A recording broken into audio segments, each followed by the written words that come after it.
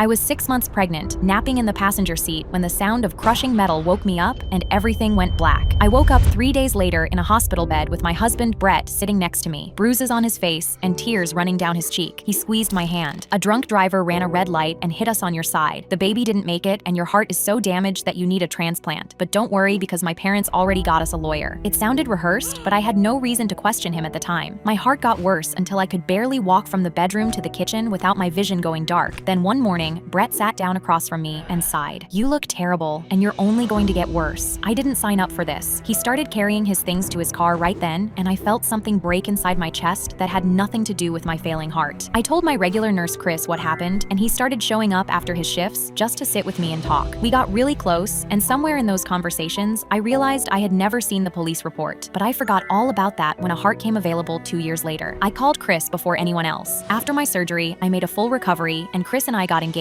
Then one day, Brett knocked on my door smiling. "You look incredible, and I want another chance. I will even let you do all the driving this time so there are no more accidents." I stared at him. "What do you mean? A drunk driver hit us." His smile slipped. "I just meant so you feel safe." I closed the door in his face and sat on my couch staring at the wall. Why did he say that? I tracked down the other driver, and when I knocked on her door, she answered in a wheelchair. "I'm here to ask you about the accident." She nodded slowly. "You are going to need to sit down. Come inside." I sat on her couch and watched her pull a paper out of her desk drawer. "Your husband ran the red light because he was drunk, but his father paid me $200,000 to sign this and not report the accident. I am so sorry about your baby." I felt like I was hit all over again when I looked down and saw Brett's signature at the bottom of the contract. I took it to the police, and Brett and his father were arrested the next day and sentenced to 8 years in prison. I married Chris 6 months later, and the other driver sat in the front row. She got drunk for the first time at our reception. A man and I spotted the same Aldi cart with a quarter stuck in the slot and ran for it at the exact same time. Our hands hit the handle together, and the cart rolled forward hard enough to bang into the metal railing. "I got here first," he said, pulling it toward himself. I dug my shoes into the pavement. Your hand landed on top of mine. The quarter was wedged halfway out of the lock, close enough to see but too deep to grab, and neither of us had another coin. An old woman returning her cart stopped beside us. "Are you two really fighting over 25 cents? The man tightened both hands around the handle. "She is." That was enough to make me stop trying to be reasonable. I yanked the cart back, and he stumbled into the metal railing while the crowd closed in around us. One man claimed I'd reached it first, but a woman filming on her phone said the cart had rolled toward him, which apparently made it his under parking lot law. The manager pushed through the crowd with pliers and told us whoever owned the quarter could take the cart. We both said, "I do." He pulled on the coin, but it wouldn't move, so the man grabbed the pliers and snapped the cart chain off the lock. The manager's radio hit the ground, security came outside, and the man threatened to report me for stealing his quarter. I called the police before I could talk myself out of it. The manager checked the security footage and said the man's hand had reached the cart first. The crowd turned toward me, and suddenly I was the woman who'd called the police because she lost a quarter. 2 patrol cars rolled into the lot with their lights flashing, and an officer separated us while his partner examined the broken cart lock. She worked the quarter loose with a screwdriver, held it beneath her flashlight, then dropped it onto the hood of the cruiser. It landed with a dull plastic click. "This isn't a quarter." The man stopped yelling. She scraped away the silver paint with her key, exposing a homemade token stamped with a crooked George Washington. "It's counterfeit." The officer sealed the fake quarter into an evidence bag, and my hand dropped off the cart like the handle had burned me. The man pointed at me. "She found it first." I pointed back. He said it belonged to him. The officer marched us towards separate cruisers, and as the man dug into his pocket for his keys, a real quarter slipped out, bounced twice across the pavement, and rolled under the cart. He'd had one the whole time. I was just about to say "I do" at my wedding, when suddenly my grandma screamed at the top of her lungs. I immediately looked over and saw her stroller with her 2 puppies speeding down the hill, heading straight towards a huge lake. I used to run track, so I knew I was the fastest runner there, and the dogs had about 30 seconds left. I knew I had to sacrifice my wedding to try and save their lives. 3 hours in a makeup chair got me ready for that altar, and I was about to throw all of it in a lake. I grabbed 2 fistfuls of my white silk dress, threw my red heels to the side, and ran. I was halfway down the hill when my veil ripped loose, and our photographer spun to track me as I sprinted past her. The stroller hit the water and tipped, and both dogs went under 2 feet from the bank, little legs paddling in circles. So I jumped, and the lake swallowed the dress whole. 40 pounds of soaked silk wrapped around my knees and dragged me down into the water like an anchor. I shoved her smaller dog up onto the grass, but when I turned for the bigger one, he disappeared under the water. Everyone at my wedding watched as I went under with my eyes open, mascara burning, and caught a handful of wet fur right as he stopped kicking. We came up together. Behind me, my grandma was fighting off 2 groomsmen at the water's edge, screaming, "Let me through! Let me see my babies!" I stood up in waist-deep water, holding her baby above my head. For a second, everyone just stood there frozen in shock. Then my husband lifted me out of the water and wrapped his jacket around me and the dog at the same time and said, "This is why I'm marrying you." I was smiling with relief that the dogs were saved, but part of me wished our wedding didn't get destroyed until our photographer pushed through the crowd, already turning her camera around. I've shot 200 weddings. Nobody remembers remembers the posed photos. They're going to remember this. On her screen, I was mid-air over the lake, veil flying behind me, 2 little heads in the water below. 8 months of planning never made it into a frame. The 30 seconds did. My 3 kids were tearing through their 4th box of Fruit Loops that week, so I slammed the cabinet and said, "If you love cereal that much, you should just swim in it." Suddenly, all 3 of them went quiet and stared at each other like there were light bulbs forming over their heads. Nothing could have prepared me for what happened next. That day, $40 vanished from my purse, and I immediately started looking for them to find out who it was. I stepped outside, and that's when I caught my youngest, hauling 2 gallons of milk up the driveway like sandbags. "Look, Mom, it's time to show you the secret we have planned." Suddenly, my oldest son's hand clamped over his mouth. "Shut up, we're not telling Mom yet." They backed around the side of the house without breaking eye contact with me. Whatever they were planning cost $40 and ran on milk, and I wasn't going to last long not knowing. So the next morning at 6 a.m., hours before they'd be awake, I got ready to sneak out the front door to see it for myself. But my oldest was already planted in front of it with his arms out, calm as a crossing guard. "We need 10 more minutes." 10 minutes later, my youngest son walked me outside with his hands over my eyes. When he let go, a brand new inflatable pool sat in the middle of my front lawn, filled to the rim with milk and every box of cereal in the house. And 3 neighbor kids stood on my porch in swimsuits. My jaw was still hanging when my oldest walked past me in goggles. "You said if we love cereal that much, we should swim in it, so we are." Then he turned around and cannonballed straight into the Fruit Loops. By the next morning, the whole pool had soured in the sun and the smell reached the end of the street. So I spent my Sunday shoveling soggy cereal into trash bags, while all 3 of them watched from the porch holding their noses. Halfway through, I was about to tell them not to steal money from my purse because money doesn't grow on trees, but I slapped a hand over my own mouth just in time. When the doctors said they could finally separate me and my conjoined twin, only one of us was happy. For 10 years, me and Vanessa shared one body, but we made it work. When we brushed our teeth in front of the mirror, I would brush and she would floss. When we painted our nails, I'd do the hands and she'd do the feet. But when our parents finally saved enough money to have us separated, I thought we'd both be celebrating. But that night, Vanessa turned to me. "I don't want us to go through with this. I can't live without you." I stroked my own hand to comfort her because I knew she could feel it. "It's okay. The surgery will go fine." She didn't say anything, and I shrugged because I thought she'd come to her senses. And the next morning, while the doctors injected anesthesia into our arms and we counted back from 10, my heart was beating with adrenaline because I couldn't wait to have a life that was finally mine. But when we both woke up 8 hours later, I felt her moving and I screamed in horror. The surgeon stood at the end of the bed. "Don't worry, we didn't go through with it. Your sister told us you'd both changed your minds. She said neither of you wanted to be apart." I was so horrified the room started spinning. She'd sabotaged my one chance at freedom. "I never said that. I wanted this more than anything." Vanessa was already crying. "I told you I can't live without you." I started hyperventilating because I knew my sister was going to do everything she could to keep us stuck together forever. My eyes darted around the room, desperately looking for a solution. And that's when I spotted a bag of peanuts someone had left on the edge of the bed. While Vanessa cried and no one was looking, I instantly grabbed a handful and immediately shoved it into my mouth. The allergic reaction started immediately, and I breathed a sigh of relief because I knew now they would be forced to do the surgery. I lied. "My heart is failing. It hurts. I think it's cardiac arrest." Me and Vanessa's throats both started closing. I could feel her squeezing her own hand so hard it drew blood to punish me, but I didn't care anymore. The monitors went off all at once. "We need to go through with this. They could die." This time, before Vanessa could say anything, they started injecting the anesthesia again. I woke up 8 hours later to 1 heartbeat on the monitor instead of 2. My one hand covered my mouth as I gasped because for the first time I was free. But I was immediately confused because Vanessa wasn't there. "We were able to save both of you, but Vanessa woke up from the surgery first. And when she saw she was separated from you, she plugged out the health monitor on herself. We found out too late. I'm sorry. She always said she couldn't live without me. Turns out she was right." I followed the crowd that was gathering around the skate park, and when I got to the front, I saw a small boy that looked exactly like my daughter Michaela. I looked closer and saw she was wearing a black wig, and the paper number taped to her chest read Michael. The banner over the halfpipe read Boys Skating Competition, 14 and under. I gasped because she was disguised as a boy, and every part of me wanted to drag her off before the other boys found out and destroyed her. But when I lunged forward, someone in the crowd held me back, and I was forced to stand back and watch. The first boy dropped in and slammed into the concrete, peeling himself up with bloody elbows. The boy ahead of her bailed, helmet skittering across the concrete, and I pictured hers going the same way. 2 dads beside me were running their mouths. A girl couldn't last one run on this. One laughed, and the other called it a fact. I clenched my fists in anger. Michaela was rubbing her hands together, and part of me started hoping she'd win just to shut them up. The speaker crackled. "Next up, Michael." She pulled her hood down, tightened the strap, and rolled to the edge. She dropped in. She hit the first ramp so high the crowd gasped, flipped the board, and landed it. Trick after trick, higher than any boy that went before her, and the park lost it. They all clapped and chanted, "Michael, Michael, Michael." One of the dads from earlier chuckled. "That's how how a real boy should be, but as the boys hauled her onto their shoulders, her helmet caught on someone's hands, and suddenly, the wig got torn off. Her black hair spilled out, and the boys went still, as they realized they'd been cheering for a girl the entire time. Michaela raised the wig over her head like a trophy and walked over to the banner as the entire crowd stared at her in shock. She pulled a red marker from her hoodie to write "and girls" above the sign. This time, I screamed her name, her real one. In the middle of a test, I felt something running between my legs. I looked down and realized I was getting my first ever period. I immediately raised my hand to use the bathroom, but our teacher was new. He'd only gotten the job because he was married to the principal and was one of those people who put following rules above everything. So when I asked to go toilet, he said, "You're in the middle of a test. You can wait." I said, "I'll leave my phone on his desk if he's worried about me cheating," but he replied, "You probably have notes under your skirt." I said no. I was embarrassed and leaned forward and said as quietly as possible, "It's for lady reasons." Nobody heard me, but then he replied loudly, "Oh, so you're bleeding, are you?" Everyone heard it and immediately started laughing. My face went red, but he continued, "You're not fooling me with that period nonsense. Every girl uses that excuse to leave during tests." I begged him I wasn't lying, but he crossed his arms. My wife said, "Don't let anybody use the bathroom. So if you even stand up, you get a 0. I sat there, embarrassed, not even fully understanding what's happening to my own body. And when I looked down, blood was now running down my leg. I pressed my legs close so nobody would see, but the boy next to me saw it and pointed at my leg. "Betty has blood on her legs." The whole class started going, "Ew," and I began crying from embarrassment. But then, the classroom doors opened. The principal walked in for a routine check. I immediately saw her and asked, "Can I use the bathroom?" She saw the blood on my legs and her face twisted. She understood immediately. She took off her blazer and wrapped it around my legs. "Go to the bathroom, sweetheart." The teacher jumped up. "She's trying to get out of the test she already asked me, and I said no, just like you told me." But I was already running to the bathroom. I locked the door and started cleaning up, and through the door, I heard the principal. I said, "Don't let anybody leave to cheat, but that girl just got her first period. You humiliated a child. You got this job because of me, and I have never been more ashamed. I never thought my husband was so stupid." Students started laughing at him, and then the principal added, "You're sleeping on the couch tonight." My best friend Diana tried to snatch the wig right off my head. "I need it for prom tonight. It matches my dress perfectly." I stepped back, laughing nervously. "Are you serious? It's my only medical wig since chemo started. It's molded to my scalp, and I feel naked without it." But she rolled her eyes, tore it off my head, and bolted out the door, laughing. My heart broke because she'd held my hand through every chemo session. But through my window, I watched her speed off with it, and with prom 2 hours away, I had to get it back ASAP or face everyone bald. I called the doctor who made my wig, desperate for a replacement before prom. But the nurse sighed, "Honey, that wig bonds straight to your skin. A custom wig takes 3 months to make and $4,000. A tear fell down my face as I hung up. Then my phone buzzed, a notification that Diana had just posted. I opened it and my heart dropped. She'd posted herself wearing my wig, captioned, "New hair, who dis?" She'd stolen it off a girl with cancer, and no one knew. I couldn't let her get away with it, so I dragged myself to the school bald-headed. But the moment I stepped inside, a group of kids laughed and pointed at my head as I passed. My cheeks went red. Then I saw Diana in the middle of the crowd, flipping my wig over her shoulder. Her eyes met mine, she rolled them, and laughed. My fists clenched, and I stormed toward her, not knowing how crazy this would get. "That's my wig!" I shouted, and the whole gym went quiet. "She knew I had cancer and snatched it off my head this morning." Diana laughed. "It's mine now. I look better in it anyway." But the crowd wasn't laughing with her, and someone yelled, "Give it back!" Soon, everyone was chanting it. Cornered, Diana grabbed the wig and yanked, but it didn't move. She pulled harder, panic in her eyes. "Why won't it come off?" So I said it loud enough for everyone to hear. "It's a medical wig. It bonds to bare skin, not hair. You glued it to your own head." Her face went white, and she bolted to the bathroom. I followed, and she was already hacking at it with school scissors, ripping it free as her own hair tore out in patches. My wig tore apart in the sink. She sank to the floor crying, but I barely noticed because I caught my reflection, nothing on my head, and realized I didn't need a wig to feel beautiful. I was driving home on an empty highway when I saw hazard lights flashing rapidly ahead of me. A woman was waving desperately and pointing into her back seat. I pulled over, and the woman screamed her daughter was seizing. Being a medic, I rushed to help, but when I looked, the girl wasn't seizing at all. She was tied up with duct tape, and her eyes were pleading. I froze and went to dial 911, but as I was about to call, I felt a knife dig into my side. My phone slipped from my hands, and the woman shoved me into the passenger seat. But she didn't notice that when my phone slipped, it landed in my jacket pocket. The 911 call connected, and the woman started driving without noticing. She held the knife against me, and I asked loudly, "Why are you kidnapping us?" so the dispatcher would understand the situation and stay silent and just listen. I kept talking, asking why we're going past Route 14 North, why we're taking this specific exit, and prayed she wouldn't catch on. But there was something else on my mind. Why would a kidnapper who already had a girl kidnapped flag down a second stranger and kidnap them too? I turned around to look closer at the tied-up girl, but when I did, I felt something in my pocket shift. I realized it was a scalpel from my hospital shift. I reached over like I was adjusting my seatbelt and secretly dropped the scalpel toward the girl, praying she'd realize, but the woman noticed. She angrily asked, "What are you doing?" And that's when her eyes caught the glow of the 911 call from my pocket. She pulled out my phone, and when she saw the 911 call had been connected for over 8 minutes, her face went red. She slammed her wheel and said, "I didn't want to have to do this," then started speeding. My heart was racing, thinking we were going to die, and when I looked over, the girl hadn't done anything with the scalpel. The woman pulled off the highway and into a diner parking lot. Before I could ask why we were here, I noticed a man was already waiting outside. He walked over, opened the back seat, and pulled the tied-up girl out, shoving her into the trunk. Then he pulled me out, and he and the woman took me inside the diner, telling me to act normal. We sat and ordered food, while the woman kept the knife pressed into my thigh under the table. I was trying not to shake when the man pulled out a folder. They knew my grandfather had left me an inheritance worth millions, and I needed to sign it over to them right now. I nervously shook my head, and the man just looked at me. He stood up, walked outside, then opened the trunk and fiddled around inside it. A minute later, he came back and held his phone up with a photo. He'd strapped a bomb to the girl and held up a remote. "You have 5 minutes before I press the button." I tried to reason, begging them to stop, but the woman just pressed the knife harder. I looked around and nobody was noticing a thing. At 4 minutes, I told them I'd sign over a portion. They said no. The timer kept going, and when it hit 1 minute, I signed. Money wasn't worth a human life. The man picked up the documents and smiled. "Thank you." Then his face went cold. "But you're witnesses now. We can't leave you alive." He clicked the button and the car exploded. I screamed. The windows of the diner shook and everyone rushed to the front to see what happened. That's when the woman grabbed my arm, and while everyone was crowding the front, they started to drag me to the back exit. I fought because I knew if we went through that back door, I was dead, but they were stronger. They shoved it open and I closed my eyes. But instead of darkness, I saw lights. Police officers with guns drawn, and in the middle was the girl from the trunk. Holding the scalpel, I dropped for her. My cat Coco had been missing for 3 days when I finally got a notification from her GPS collar tag pinging from inside the local county prison. I zoomed in and it said she was inside a building that was covered in barbed wire. I immediately grabbed my keys, the salmon treats, and sprinted to my car, not knowing if she would still be alive by the time I got there. As soon as I arrived, I pressed my face to the chain link and razor wire, scanning the yard for her. Coco was sitting in the middle of the prison yard, eating pink salmon off a paper tray, but she was completely oblivious to the circle of terrifying men covered in tattoos that stared at her while she ate, probably thinking they were her friends. My heart slammed against my ribs and I waved down the officer. "That's my cat, the orange one. She's mine." The men heard me, and the biggest one slowly turned to face me. "This your cat?" My voice was trembling. "She's been missing for 3 days. Please, just give her back. I miss her." The man started towering over me and cracking his knuckles. His friends slowly walked towards me, and I gulped because I had no idea what they were going to do to me. But the man didn't say anything. He just picked up Coco. "We really appreciate you letting us borrow this one." The officer beside me lowered his voice. "That man hasn't spoken to a soul in 2 years. He talks to her every day." A guard buzzed the gate open and walked me in. I crossed the yard and opened my arms up. "Coco, come here." Coco sat between the two of us for a second, then turned and walked back to him and pushed her head into his leg. He scooped her up like she was made of glass. "I love you, Coco." She started purring like she knew it was time to say goodbye, and I picked her up to leave. Now, every Saturday, I drive back to the same prison with a bag of salmon treats, and I let him be the one to feed her. My daughter had her eyes closed and her lungs full of air when the girl at the next table leaned over and blew out every single candle on her birthday cake. My daughter opened her eyes and looked at the smoking wicks, then at me. We were at one of those kids' restaurants where a mascot walks the floor. The girl was a teenager, 16 maybe, sitting alone at a table for one, and she hadn't touched her food or taken her eyes off the mascot since we sat down. I walked over and stood at the edge of her table. She was still watching the mascot. "I needed that wish," she said. "The guy inside that costume is my boyfriend." I told her he was not her boyfriend. "Not yet," she said. "That's why I needed the wish. I know his schedule. He works the 4 to 9 on Saturdays. I've been waiting 3 weeks for a birthday party to happen near his section." The mascot lumbered past our tables and she tracked it, waving with her whole arm. It didn't look. She pushed her chair back and stood up. I stepped in front of her before she got 2 feet, and she stopped short with one hand still reaching toward the mascot before slowly lowering it and sitting back down. I found the nearest staff member and told her what happened. She said I should just relight the candles. My daughter's party was not a scene she wanted, not a chance. I went straight to the manager. He listened, looked past me at the teenager, and disappeared through the staff door. 5 minutes later, the mascot came to our table. The teenager stood up from her chair across the aisle. The mascot held out both enormous hands to my daughter, and she grabbed them, and they danced in a circle while every kid at the table screamed. The teenager gripped the back of her chair and watched. When the song ended, the mascot waved goodbye to my daughter and turned back toward the staff door. The teenager stepped into the aisle with her hand half raised. The mascot walked around her without slowing down. The door swung shut, and she was still standing there when we started cutting the cake. She tried to steal my daughter's birthday wish, but her wish didn't know she existed. I pulled up to the Taco Bell drive-thru window, and the worker held out the bag, but when I tried to reach for it, my arm wouldn't move. She stood there holding it out, staring at me. "Ma'am?" I tried to move again, and nothing happened. "Mommy, I'm hungry!" my daughter Fiona cried from the back seat. Something was very wrong, and I could not tell either of them. The worker pulled the bag back and leaned out the window. "Ma'am, are you okay?" I tried to ask for help, but my mouth wouldn't open. The car behind me honked, and a second worker appeared behind the first one. "Look at her eyes. I think she's on something." The first one nodded. "And there's a kid in the back. How trashy can you be?" I couldn't say a single word to defend myself, and to make things worse, my body had started shaking, and I couldn't make it stop. Fiona yelled from the back seat again. "Mommy, what's wrong? "Mommy, answer me!" My vision started going dark at the edges, and the drive-through window began to blur. Then I heard a car door slam shut, and a woman appeared next to my window looking angry. "What is your problem? I'm going to be late for—" She stopped mid-sentence when she saw my face. I watched her face shift from anger to concern as she pulled out her phone and made a call. "I've got an active stroke at Taco Bell. Female, mid-30s. Send everything." She reached through my window and put the car in park, then she got me out onto the pavement and laid me on my side. She kept her hand on my shoulder until the ambulance got there. I'd had a stroke, and she recognized it because she was a doctor on her lunch break. She rode in the ambulance holding Fiona's hand the whole way, and when we got to the hospital, the doctors told me another few minutes and I wouldn't have survived. Fiona sent her a thank you card that said, "Thank you for being mad at mommy." My daughter jumped into a foam pit and completely disappeared. She leapt in for the third time and got submerged by the balls, but this time, after 10 seconds, she still hadn't surfaced. I called out Casey, but after another 10 seconds, I jumped in. I chucked foam blocks out of my way as fast as I could while other parents looked on, but after tearing through the entire foam pit, I still couldn't find Casey. I gripped my head, shaking in fear. How could my daughter just disappear inside a foam pit? I called over workers and parents, and we dug through every foam block screaming Casey's name. A worker put his hand on my shoulder. "Are you sure your daughter jumped in?" I screamed yes, and he pulled up the footage. We watched Casey cannonball in and never come back up. It's like she traveled through a portal. I was shaking and crying, and when police arrived, they locked down the entire trampoline park. "We promise we'll find your daughter." My legs trembled as I thought back to Casey jumping in. The officers came out an hour later with their hats in their hands. "We're sorry, ma'am. Casey isn't inside." My world shattered. I got in my car and drove around through the night, but 2 days later, I was at home holding Casey's stuffed bear looking at her missing persons report. Then my doorbell rang, and when I opened, the same worker from the trampoline park was looking at me with red eyes. I figured out what happened. He explained that he'd found a tiny slit cut into the net at the bottom of the foam pit. Underneath the pit was a crawl space with a service hatch that led out to the parking lot. He looked at me with shaking hands. "Someone was waiting down there, ma'am." When Casey jumped in, he reached up through the slit, pulled her down with him, and closed the patch with a Velcro strap. From above, the pit looked normal. I realized Casey didn't disappear. Someone kidnapped her and used the underneath area of a foam pit to do it. I went to the concert with one rule: stay in the back where nobody could touch me. My friends knew this. I had my spot picked out by the merch table, one hand on a warm soda, both feet planted safely behind a guy wearing a shirt that said crew, even though he clearly wasn't. On stage, the lead singer shouted, "I want to see somebody fly," and my friend Jess turned to me with the kind of smile that ruins lives. "Absolutely not," I said. "I have never crowd surfed. I don't even like escalators." Jess grabbed my soda. Marco grabbed my ankles. Lena hooked both arms under my shoulders. "You said this year you wanted to stop watching everything from the back." Before I could explain that I meant emotionally, they lifted me over their heads and threw me at the crowd. For half a second, I was weightless above 500 screaming strangers. Then hands caught my back, my shoes, my elbows, and I started moving forward like luggage on the world's loudest conveyor belt. Someone spun me sideways. Someone else saved my left boot. My hair slapped across my mouth, my shirt rode up, and every time I tried to sit up, the crowd launched me higher. I flew past the snack stand, past the sound booth, past two guys who both yelled, "Sorry!" while steering me by my knees. The stage got bigger. The drums got louder. I started laughing so hard I couldn't tell if I was brave or just out of oxygen. Then the song cut out for one quiet beat. The hands under me vanished, and I dropped straight into the middle of the crowd. I hit the floor on my hip, curled around my ribs, and for 1 second, all I could see were boots stomping around me. My laugh disappeared. A hand reached down, then another, then 6 more, pulling me up before the next chorus hit. I staggered forward, ready to fight my way back to the merch table, but there was no crowd in front of me anymore. There was only the barricade. The stage lights blasted my face. The singer leaned over the edge, pointed right at me, and screamed, "She made it!" Behind me, Jess, Marco, and Lena were tiny specks near the back, jumping and waving like they had shipped me first class. I grabbed the barricade with both hands and stayed there for the rest of the show. I started working as a female guard in a male prison, and on my first day, an old inmate with a face tattoo came up behind me. He touched my shoulder and looked me in the eyes like a protective father. "Please watch yourself on this block. The others will test you because you're a woman. Don't let them see you flinch." He walked away before I could respond. I was slightly nervous and thought about his words all afternoon. At the end of chow time, I announced, "Time to head back to your cells," but the prisoners all stayed seated. I felt a dread in my stomach and shouted again, but then one of the prisoners with scars on his neck leaned back. "Or what? What are you gonna do?" My face went red as they all began laughing, and another prisoner threw his plate to the ground. "Now pick this up for us and do it slowly." My mouth opened and nothing came out as they continued laughing, when suddenly a loud bang erupted. The old inmate with a face tattoo had slammed his hands on the table. "Stop disrespecting this young lady and get your asses back to your cells, now." Everyone immediately went quiet and started walking back. I felt a relief and went to thank him, but he just smiled and strolled away without a word. Another guard later told me he was one of the most respected elders in the prison, the kind every inmate listens to. When I caught him in the yard, I asked him, "Why did you stand up for me?" And suddenly, he balled his fist. I clutched my baton at my hip, ready for anything, but then he started crying. "Because my wife looked just like you. She had these different colors eyes and red hair that reminded me of the sunset I looked at as a child." He kept crying. "She died because I couldn't protect her, so I'm going to protect you." I stared at the scariest man I'd ever seen scene, bawling his eyes out, and didn't know what to say. I gave him a napkin and walked away. But the next day, while in the kitchen, I turned a corner and saw a group of inmates surrounding the old man, grabbing him by the collar. "You haven't called shots around here in months, but now you want to play hero for the female guard, huh?" They balled their fist and swung at his face. One of his teeth fell out as he dropped to the floor, and I felt rage overcome me. There was 3 of them, and they were bigger, but I didn't care. I charged at them with my taser. I hit the first one's neck, then the second before he could react. The third caught a taser to his eye as he tried to swing. They fell to the floor, and I looked at the old man smiling on the floor without a tooth. "So you're as badass too, just like my wife was." I helped him up and took him to the infirmary. I was about to walk down the aisle on my wedding day when my dad fainted right in front of me. One second he was straightening my veil, and the next his knees buckled and he went down. I looked down, and a red spot was blooming through the fabric. I went pale. 200 guests were on the other side of those doors. My fiancé was waiting at the altar, and the photographer was already shooting the aisle. People forget weddings, but nobody will ever forget that the bride walked out with a huge red period stain. I pressed my bouquet over it in a panic, but you can't walk an aisle holding flowers against your hip. So I grabbed a fistful of tissues, wet them, and started scrubbing as hard as I could. The water only spread it wider and turned the white pink. A bridesmaid called through the door, "Come on out, they're playing your song." I froze, yelled, "I'm coming," and waited for her heels to fade. Then the song ended and started over. 200 people and my fiancé had just heard my entrance play twice and knew there was a problem. Then the handle turned without so much as a knock. I went white with horror. My fiancé's mother was standing in the doorway, looking right at the stain. I had met her maybe 3 times, and now she was seeing my worst nightmare. "I just spilled some wine," I blurted. She looked at me for 1 second. Then she stepped inside, shut the door behind her, and locked it. She dug into her clutch and pressed a folded pad into my hands. Then she pulled out a stain pen and went at the stain with 3 fast strokes. She unclipped the satin sash from her own dress, tied it around my waist, and the last shadow disappeared under it. "There, you look even better." Then she lowered her voice, and her words made my legs go weak. It happened to me at my own wedding too. Not one person ever knew. She slipped back out first. My dad woke up just in time to watch me pick my bouquet back up and smiled when he saw my dress. When the song started for the 3rd time, the doors opened. Everyone stood up and turned around, and every phone in the room came up. Halfway down, I found her in the 2nd row, smiling like nothing had ever happened. I walked down that aisle in a clean white dress and married her son. There's been a stain pen in my clutch at every wedding since. I walked into the classroom after summer completely bald, and everyone immediately started whispering. I lunged for my chair, and while waiting for class to start, I saw girls lean together and whispered while staring at me, "She just got cancer treatment, so we have to do it to her today. I want to make her cry." I had no idea what they were talking about, but I kept my head down and waited for class to start while tears filled my eyes because I thought for sure I was being bullied. And as soon as the bell rang, I headed for the bathroom, the one stall where nobody could bother me while I ate. But it was too late. The girls from earlier grabbed me, and one of them smiled. "You're coming with us." They pulled me into the bathroom, and another girl swung her backpack around, unzipped it, and I squeezed my eyes shut and braced for whatever she had planned. But that's when I felt her drop something light into my hands. When I opened my eyes, I looked down and saw a wig. The girl who'd started the whispering from earlier was beaming, hands pressed together like she'd been waiting for this. "We heard you couldn't afford one while you were in the hospital," she said, "so we pitched in." Another girl was already unzipping a makeup bag. I was so happy my eyes were watering, and she held up a lipstick while I pulled the wig on with shaking hands. "Do you mind? I just think this shade would look so good on you." So I sat down by the sink and let the 3 girls I'd spent all morning dreading make me beautiful. The girl from the classroom whispered again, "I told you we were gonna make her cry. It's not fair you get to be skinny and I don't." My fat sister poured her 5th bowl of cereal. "It's because I eat less than you." She slammed her spoon so hard her bowl almost spilled. "No, we eat the same amount. And to prove it, I'll eat exactly like you." I smiled at her. "Okay, deal. But first, put that bowl of cereal away. You've already had 3 more than me." She scrunched her face, took 1 more greedy bite, and pushed the bowl away from her. We left for school, but she grabbed my hand. "Wait, you're not grabbing a snack for the way?" I told her no, and she stared at me like I had 5 heads. By lunch, her stomach growled, "What did you bring?" I could almost hear her salivating. I pulled out an apple and a ham and cheese sandwich, handing her the exact same. Her mouth fell open in horror. "Where's the chips? And the soda?" Her voice shook, and she devoured her lunch in 2 minutes. Between classes, I saw her at the vending machine, pressing her hand against glass, frothing at the mouth. We walked home together, and the second we got inside, she grabbed the cereal box. "I don't snack after school." She almost teared up and put the box down. At dinner, she ate so quickly, sauce dripped from her chin. She literally licked the plate clean, and when it was time for dessert, she tried robbing my donut, crying that she needed the sugar too. That night, I caught her on her bedroom floor, hunched over an open bag of chips. She saw me and immediately burst into tears. I'm sorry, okay? I eat way more than you. That's why I'm fat." I sat down on the floor next to her. "Told you so, but it's okay. Just try not snack so much. That should help." She nodded. The next morning, I came downstairs and saw her on her 5th bowl of cereal. During the 4th of July firework display, a woman pointed at my baby's noise-canceling headphones. "Your baby is being extremely disrespectful to American culture. She needs to take those off and enjoy the display." I glanced back at my daughter Ellie, who was 7 months old, asleep under her pink headphones, and I stepped between the woman and the stroller. "They're staying on, and that's that's final, but she clenched her fists, and I knew she wasn't taking no for an answer. The loudspeaker crackled. 15 minutes until the grand finale firework display. Then we have the annual reading of the Declaration of Independence. She planted her hands on her hips. When they read it, I'm going to make sure that baby of yours hears every single word. I angled the stroller away from her. She had ear tube surgery 2 weeks ago. A loud noise could take her hearing for good. She blinked her clumpy mascara eyelashes at me like I was the dumb one. Kids these days are so sensitive. No one had baby headphones in 1776 when the Declaration was written. I'm sure she'll be fine. I kicked the brake off the stroller and turned for the open grass because I was done with the conversation. But she lunged over my shoulder and I caught her wrist one-handed, so she wrenched the stroller sideways and the headphones ripped off in her fist. Ellie woke shrieking as the announcer hit the countdown. Grand finale in 10, 9, 8. I threw myself over the stroller and clamped my palms over Ellie's ears, heart pounding. The countdown hit 3 and I screamed, "Help!" toward the fence line. A police dog came from around the corner, barking so hard his front paws left the ground. The woman instantly dropped the headphones in shock. As I got them back on Ellie, the first shells split the sky, and the dog kept barking directly into the woman's ears. She stumbled back over her sandals and went down with her hands clamped over her ears. "Control that dog!" she screamed. "I can't hear anything." The grand finale continued, and she spent the whole finale flat on the lawn with nothing over her ears but her own hands. By the time the speakers started to read, when in the course of human events, she was still sitting in the grass asking people to speak up. Best display ever. I tried a little girl's homemade cookies, and they were so bad I wanted to throw up, but she kept smiling and asking if I liked them. I was walking through my neighborhood when I saw her beaming at her stand, labeled homemade cookies. Never heard before secret recipe. I walked over and saw she was raising money for her dog's cancer surgery. She asked if I wanted a free sample and said, "If you like it, you can buy some." My heart melted and I took the free cookie, but as soon as it hit my taste buds, I nearly gagged. It was the worst tasting thing I'd ever tried. I winced between chews, and the girl just looked at me with these hopeful eyes. "What did you make this with?" I said, covering my mouth not to make my disgust obvious. She smiled even wider, then leaned close, whispering, "I shouldn't say this because it's a secret, but I heard businesses have to be unique to sell, so instead of chocolate chips, I put boogers into the mixture." I immediately froze mid-chew and started fighting the urge to throw up. "Why are you making that face?" she suddenly asked. "Don't you like my cookies?" She looked like she wanted to cry. I shook my head. "No, I love them," even though my face was pale. "Good," she said. Also, she leaned in again, right as I felt a hard crunch in my mouth. I didn't want to put peanuts in case people were allergic, so I added toenail clippings for the crunch. I saved for 5 months for the batch. I felt another crunch, and that's when I lost it. The cookies rose in my stomach, and I covered her "Save My Dog" sign in green and brown. Her smile dropped, and she asked if I was okay. I stood there shaking and dry heaving while trying to figure out how to kindly tell her no because she was crying. But then I wiped my mouth and spotted a kid across the road. He was throwing rocks at a dog. I turned to the girl. "Actually, I'll take 10. These are perfect." She suddenly smiled and gave me the batch, now happy again. I walked over to the kid throwing the rocks. "Hey kid, do you want a free cookie?" A 6-year-old walked into my classroom leaning so far sideways under his backpack that his hand was dragging along the floor. I walked over to help him take it off, and the straps were so tight they left red marks on his shoulders. When I lifted it off his back, the weight dipped my arm. I went to unzip it, but he grabbed it with both hands and pulled it to his chest. "It's mine." I told him I just wanted to see what was making it so heavy, but he shook his head and slid it under his desk. Over the next 2 weeks, the bag kept getting heavier. He refused to use his cubby, wouldn't let it out of his sight, and wouldn't even go out to recess without it. It got so bad, even the school nurse sent me a note about his back pain. I pulled him aside while the other kids were at reading, knelt down so we were at eye level, and asked if someone was hurting him. He kept his eyes on his shoes and shook his head. When I asked if he was afraid of someone, he went completely still, then nodded once and whispered, "Someone on my street." I asked what this person did that scared him, and he picked at his shoelace for a while. He's really strong and he picks up stuff this big. He stretched his arms out as wide as they could go and throws them in his white van like it's nothing. When I asked if the man had ever said anything to him, he nodded. He said I'm the same size as one of them. I looked at his backpack and told him to bring it to me. He dragged it across the floor and hugged it against his chest, so I got back down to his level and told him I needed to see what was inside. He stared at me for a long time, then slowly unzipped it. Rocks, dozens of them, all different sizes, packed in so tight they were scratching against each other. I asked who put them in there, and he looked at the floor. I did. I asked why, but he wouldn't say another word. When I started pulling the rocks out, he lunged forward and grabbed my arm. "No, please, he'll take me." I put them down and walked to my desk to call his mom. I told her everything, and she went quiet for a second. "Oh, that's Mr. Ramos, our neighbor. He delivers sacks of potatoes to restaurants every week out of his van, and last month he told my son he weighs about the same as one of them." She paused. "I always warn him about white vans, so he probably thought he was in danger." I looked across the room at this kid sitting on the floor guarding a backpack full of rocks because he wanted to weigh more than a sack of potatoes, so he wouldn't end up in the white van. I started laughing, and he looked up at me. "Can I have my rocks back? I'm not heavy enough. I still need at least 10 more pounds so he doesn't take me." A 4-year-old girl in bloody pajamas started banging on the door. I opened it. "Pee, please, can I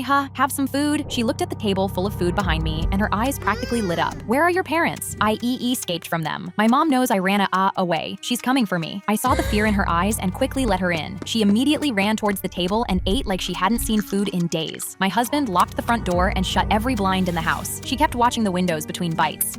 Please don't call the police. My daddy is a police officer. He'll find me. I crouched down to her level. You're safe, sweetie. We'll make sure of it. But 5 minutes later, headlights pulled into our driveway. A woman jumped out and stormed to our front door. Bang, bang, bang. I grabbed the girl and rushed her to the back bedroom. My husband opened the door, and while we hid in the hallway, I listened to what he said. No, we haven't seen anyone walking around. Sorry. The woman drove off, and the girl cried herself to sleep in my lap, so I carried her to the guest room. But the next morning, I woke up, and the guest room was empty. I walked through the house, and my jewelry box was cleaned out. The safe in my husband's office was open. Our laptops and bags were all gone. The back door was wide open, unlocked from the inside. As me and my husband ran to check the security cameras, my head was spinning. While we slept, the girl crawled out of the guest room and let the woman from earlier into the house. Together, they robbed us blind. On her way out, the girl looked up at the camera and smiled. My 14-year-old brother cut my prom dress into pieces, and prom was in 7 days. I found the fabric scattered across his floor like confetti, blue satin on the carpet, zipper in one pile, skirt panels in another, every seam opened like he'd done it slowly. That dress took me 3 months to save for, and the thrift store was the only place we could afford to look. He came running down the hall with grandma's sewing scissors still in his hand. I shoved the fabric into his chest. This was the only dress I could afford. He opened his mouth, but I slammed his door so hard, a picture fell off the wall. 7 days, no dress, no money. I hit every thrift store in town. Prom was a week out, and the racks were already picked clean. The few formal dresses left were either too small or priced like a boutique. At the last shop, I found a blue one that almost fit, checked the tag, saw $50, and hung it back before anyone could see my face. My brother went invisible after that. In my closet, there was a magazine page I taped to the wall years ago, a dress with a lace hem I always knew I couldn't afford. Grandma used to point at it and tell my brother, "See that? That's how lace is supposed to move." She'd been gone 6 months. I took the page down and put it face down on my shelf. 3 days before prom, I told my friends I wasn't going. The night of, I was in sweatpants scrolling their getting ready photos when he knocked on my door. I didn't answer. He knocked again, softer. "Please, I need to show you something." Something in his voice made me get up. He was holding a garment bag. When he unzipped it, I grabbed the door frame. It was the dress from the magazine page, built from the fabric of my destroyed thrift store dress and remade into something I never could have bought. The neckline and hem were trimmed in lace I recognized from the color and the way it moved. "Is that grandma's wedding dress lace?" He looked down at the zipper. "I found it in the attic." I touched the skirt. "You cut up my dress." "I didn't cut it up," he said. "I took it apart." That was when I saw the tiny, uneven stitches, the places he'd redone by hand. The thread knotted too thick because grandma wasn't there to fix it for him. He shrugged. "She would have wanted to be there for your princess moment." I pulled him into a hug so tight he couldn't breathe. He let me for about 3 seconds before shoving me off. "All right, that's enough. You're gonna make the lace soggy, and I didn't ruin my fingers all week for you to destroy it with face water." A woman at the front of the line pointed at my daughter's custom birthday cake and said, "I'll take that one. My kid's party is at 2 and I forgot to order her a cake." The baker told her, "Ma'am, that's a custom order. It's already paid for." But the woman slapped her black business credit card on the counter and said, "I'll pay triple." I told her she couldn't do that. That was my daughter's cake. But she turned to me and smiled. "Some kids matter more than others, sweetie." I was furious. And then I saw the baker pick up her black card and swipe it. She was accepting the woman's request. She scraped my daughter's name off the cake, and I stood there shocked, seeing her actually redecorating my daughter's cake. I was about to say something, but then the baker smiled at me while piping the new icing onto the cake. She asked the woman, "How's this?" And when the woman looked up from her phone, she saw, "I am a bad mother," written on it. She went red and said, "Are you trying to embarrass me? Scrape this off and write Madison on it." The baker did as requested and started writing Madison. The woman went back to her phone while impatiently tapping her foot, but then she looked up and saw "Madison deserves better" now on the cake. She yelled at the baker, "My husband is a lawyer. He's going to sue you." She called him on speaker, and when he answered, she said, "Mark, I'm trying to get Madison's cake and the baker won't," but I cut in and yelled, "Your wife is trying to take my daughter's cake. I pre-ordered it 3 weeks ago." Her husband went silent, then replied, "You forgot Madison's cake for the 3rd year in a row. Now you're trying to take another kid's. We're done." He hung up. I started laughing, and the woman started shaking in anger and physically lunged for the cake, but the baker stepped back with it, and the woman's elbow slammed straight into a bowl of buttercream on the counter. It splashed all over her business suit and ran down her pants. She stood there with full-fat cream that wouldn't wash out marinating in her hair, and angrily stormed out of the bakery empty-handed. The baker wrote my daughter's name back on the cake, and that's when I noticed the woman had left her black credit card. The baker picked it up at me and smiled. "Would your daughter like some cupcakes too?" on Madison's mom. My mom saw conjoined twins on the news when my twin sister Marin and I were 7. If you two had been born conjoined, we'd be millionaires. That night, she came out of her sewing room holding 2 outfits stitched together at the sides, put these on, and walked to the door and back. We stumbled over each other while she recorded us on her phone. "This is perfect. We're going to be rich." She sat us down and drilled our story into us. "You are conjoined and you share a liver. If you are separated, you will both die." She pressed our sides together every morning with industrial glue that burned our skin and booked us at medical conventions, charging $100 for people to take photos with us. us. After a year, Marin stopped complaining about the glue and started saying we when she meant herself. During a photo shoot, she grabbed my arm when I scratched at the adhesive. Stop it, you're hurting us. I whispered back that none of it was real, and she looked at me like I had said something unforgivable. That's when I realized I was losing her to the lie. That night, Mom sat us down again with a huge grin. I found a surgeon in Mexico who can make you girls real conjoined twins. My whole body went cold, and Marin started crying with joy. Yay, we'll never be apart again. I tried to speak, but I couldn't. Mom smiled and stroked Marin's hair. The surgery is in 3 weeks. After everyone went to bed, I locked myself in the bathroom, called CPS, and told them exactly when to come. The morning we were supposed to leave, the social workers knocked on the door. Mom pulled us against her chest. We're flying to Mexico to see a specialist who might help them live more normal lives. I watched their faces go soft and realized they were buying it. I whispered, I'm sorry, Marin. Then I grabbed the door frame and ripped myself away from her. She screamed and fell, and I stood there bleeding, completely separate for the first time in 2 years. She glues us together every morning. Look at my hip. It is not a medical condition. It's glue. I turned to Marin, sobbing on the floor. Tell them the truth. Marin looked at the blood running down our sides and wiped her eyes. None of it is real, she whispered. I just wanted it to be because at least then there would be a reason for all of this. Our mom went to jail that day, and we burned all of the clothes she had stitched together. My grandma rang the bell signaling she beat cancer, but I didn't even look up from scrolling TikTok. She had beaten cancer 43 times in her life, and 9 in the last 5 years. So this was basically another Tuesday. She limped over with her cane and smiled. Now let's go grab wings. All this chemo has me hungry. We went to walk outside, but that's when 2 men in lab coats and backpacks stepped in front of Grandma. Are you Eleanor Trinket Dawn, 43-time cancer survivor? She nodded proudly, and they instantly pulled out government badges. We need to visit your house right now. I felt very uneasy, but Grandma nodded and said, of course. We piled into the car, and my legs shook on the pedals the whole way because the 2 men kept taking notes and whispering about tumors. We pulled into the driveway, but when I went to open the front door, they slapped my hand away. You cannot enter. You two must stay out here while we go inside. I got in their face. My grandma just survived cancer, and that's precisely why we can't let you enter. They interrupted me. They pulled hazmat suits from their giant backpacks and some square device I didn't recognize. They walked inside in their hazmat suits, then shut us out, while I stood outside, nervously tapping my foot. Through the window, I could see them opening drawers and heard their device beeping. They were searching the house. I was panicking, but Grandma just stood in the driveway scrolling her phone. How does this Uber Eats thing work? I want wings. I ripped the phone from her and screamed, this isn't the time for wings because strangers were invading her house. That's when the door opened. The 2 men walked out, one of them holding a small glass vial sealed inside a clear plastic case. They asked Grandma if she knew what it was, and her smile dropped. Yeah, it's uranium. I took it from my brother's chemistry class in 1947. The man facepalmed and lowered the vial. This uranium has been leaking cancerous radiation for almost 80 years. The fact you're alive is a scientific miracle. Grandma's eyes shot open, and the man turned to me. You need to get screened immediately, and so does everyone in this neighborhood. They walked to the next house, and Grandma watched them carry her uranium away. Then she turned to me. So that's why I've been getting cancer so much. Who would have thought? Now about those wings. The DJ grabbed his mic and yelled, all the pretty girls in the house say yeah. Me and my sister screamed, but he continued. Now just the pretty brunettes. My sister screamed again. Now just the pretty brunettes in a red Versace dress and a Yakuza-style tattoo on both kneecaps and a scar on their sternum. My sister gripped her head. Oh my god, DJ, that's me. He pointed at her. That's her. That's her. The music cut, and 5 officers instantly tackled her to the ground, cuffing her. I told you, this never fails. My sister looked at the kitchen counter and gasped. Get that disgusting thing off my purse. She yanked the leather strap of her purse towards herself, sending my pet chameleon flying. Walter fell on the floor and his leg cracked and bent the wrong way, while my sister's purse knocked my jewelry bowl to the floor. I scooped Walter up and immediately cradled his limp leg, while my sister dropped to her knees. I'm so sorry, let me pick your jewelry up. She put the bowl back, and I instantly told her to get out for hurting Walter. She smiled and stormed out like she'd planned this. I set Walter down to examine his leg, and that's when I noticed a bracelet was missing from my jewelry bowl. I remembered Alicia's smile and realized she had taken it. I immediately called her and told her to come back, and as she came in, I reached out my hand. I know you stole my bracelet. Give it back or I'm going to call the cops. She gasped and clutched her purse. I am your sister. I would never steal anything from you. She turned to leave, but then she stopped dead at the door. Her hands trembled as she stared at her naked ring finger. She'd had it on when she came in, but it was now gone, and she turned around and got in my face. You stole my wedding ring! I shot back and swore I didn't, but she was already going through my purse. You did this because I hurt that stupid chameleon of yours. She ordered me to take off my shoes and empty my pockets, all while she cried, you took my wedding ring! I know you took it! I'm gonna kill that stupid chameleon! Where is he? She looked at the counter where Walter was just seconds ago, but he was no longer there. I snapped at her. Alicia, I didn't take your ring. Now get out of my house before I call the police over my bracelet. She jabbed her finger to my chest. This isn't over. I'm getting my ring back. She stormed out, and I slumped against the kitchen counter, wondering where her ring went. That's when I noticed Walter in my jewelry bowl. He was camouflaged in gold. The bracelet Alicia took was right there, and Alicia's gold wedding ring was there too, camouflaged against his body. Walter had stolen her ring and gotten my bracelet back, and when I looked closely, I could swear he was smiling. I walked into school with my new platform shoes, and my classmate Darren instantly pointed at them. Hey, can we swap? Those look so cool. I told him no, because one of my legs is shorter than the other, and these shoes are custom built so I can walk around pain-free. Darren snarled and took off his shoes, but mine light up. You'll be fine. I told him no and walked away. But during lunch, I felt a sharp pain in my foot. I took off my shoe to see what was wrong, and that's when Darren grabbed my shoe. If I can't have your shoes, then neither can you. He threw them down the hill before I could stop him. I watched the reason I could walk pain-free tumble down and land somewhere deep in a dirty bush. I dropped to the floor crying, but then Darren gripped his head. Oh my God, one of your legs is actually shorter. That's so funny. He took out his phone and started taking pictures, and that's when I snapped. I stood up, clenched my fists, and told him, since you threw my shoes, you can go find them. I pushed him, and he went flying down the hill. I watched him tumble into the same dirty bush and clutched my stomach laughing. I was still on the ground rolling when Darren walked out of the bush, now crying because his arms and face were cut from the thorns. He still didn't have my shoe, but he immediately ran and told the teacher. But when she marched up the hill and I explained what happened, her face instantly went hard. She turned to Darren and told him, you know she needs this shoe to walk, and you still threw it away, so you're gonna go find it. She pointed at the bushes so fast, Darren didn't even have time to protest. He crawled back into the thorns on his hands and knees, and I watched him dig through the leaves smirking. He came out with my shoe an hour later. I put it back on. The funny thing was, I saw where the shoe was the whole time. I just chose to let him crawl around in the bush until he found it. I woke up at 2 a.m. with a pain in my head so sharp it knocked me off the bed and onto the floor. I immediately called an ambulance, but when the doctor held my brain scan up against the light, he told me it was completely clean. Nothing's wrong. Get some rest. The printout looked faded to me, but he seemed sure, so I went home clutching my head and tried to sleep it off. But in the morning, my headache was even worse, and by that evening, I was throwing up everything I ate. I went to the same doctor, and he ran another scan. Everything looks good. He examined the page carefully. Our technology is top tier. I can assure you it's probably just stress. But 2 days later, I collapsed on the floor. My sister found me and gasped because I had lost 15 pounds in 2 days, and she carried me to her car. At the hospital, the doctor rolled his eyes. There's nothing wrong with you. He shoved my previous scans in my face. See, it's clean. I could barely open my eyes to see it. But then my sister got in his face. Scan her again. Something is wrong with her. The doctor crumpled the papers in his fist, and his eyes went wide. Fine, come look for yourself. Nothing is wrong with her. He dragged the machine over and scanned my brain. Then he clicked print scan and tapped his foot impatiently as the printer worked. But as soon as the paper came out, his face dropped. There's a tumor. He picked up the page with shaking hands. It's the size of a golf ball. How did I miss this? He pulled my old crumpled scans from his pocket and held them up against the new scan. On the old one, my brain looked normal, but on the new scan, there was a light gray blob right in the middle of my brain. His eyes instantly went wide. He sat next to me and pointed at the new scan. See this gray spot? That's your tumor. Tumors show up as light gray shadows on scans, but the printer was low on ink, so it couldn't print anything light gray. It printed your tumor the same regular gray as the rest of your brain. He tapped the middle of my brain on the old scan. Blame the nurse for not refilling the printer ink. I sat there clutching my head, realizing being low on ink was the reason they told me I didn't have a tumor. I was gobbling a hamburger when the most popular boy in school slammed a flyer on my desk. Friday, old gym. The whole school's coming to watch us fight, and maybe I'll be able to fix that ugly face of yours. Everyone laughed, and I couldn't understand why he'd picked me for his fight this week until I read the flyer. Friday, fight night, as voted, Aubrey, fighting the ugliest girl in school. But I was 250 pounds and 4'11" and completely defenseless, so I knew if I didn't do something, I'd be screwed. When I got home, I immediately found my brother Jay in the garage, training on his boxing bag. I was already crying as I handed him the flyer. I don't know what to do. He put his hand on my shoulder. I got you, sis. I'm going to train you. Trust. The first night of training, he dropped me with one body shot, and I lay on the cold floor, certain that Aubrey would kill me. But Jay kept going and drilling the same move. When he throws his hardest punch, don't flinch. Take it, then hit him back before his hands come back up. I spent hours swinging at the bag every night, hating myself for being ugly enough for this to happen to me. When Friday came, I walked into the gym so scared I wanted to pee myself. But on the outside, I pretended to be brave. But as soon as he saw me, he came sprinting across the gym. Before I could even set my feet, he swung at my face with everything he had. I remembered what Jay told me, so instead of running from it, I planted myself and braced for impact. The punch landed so hard, the whole room went silent. And before his hands could come back down, I swung up and caught him clean across the jaw.